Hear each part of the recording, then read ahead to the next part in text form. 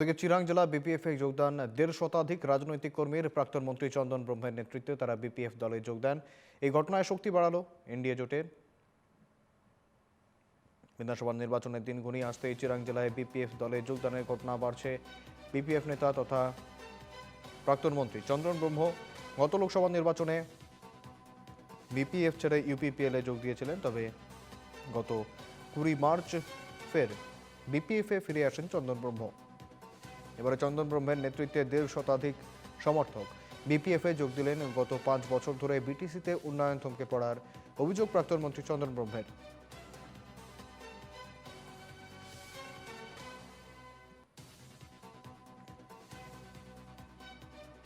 অকল এইটো নহয় যে এতিয়া সময় পৰিৱেশটো হ'ল হাগ্ৰামা মহিলাই ডাঙৰীয়াৰ নেতৃত্বত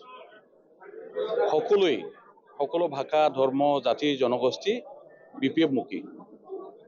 এই কথাটো কিবা এটা ব্যক্তিগত স্বাৰ্থ লৈ পেলাই মানুহে ৰাইজে আমি চিন্তা কৰা নাই। সমজুৱা এটা স্বাৰ্থটো আগত ৰাখি পেলাই, ৰাজহুৱা স্বাৰ্থটো আগত ৰাখি পেলাই এই চিন্তাটো সকলোৱে কৰিছে।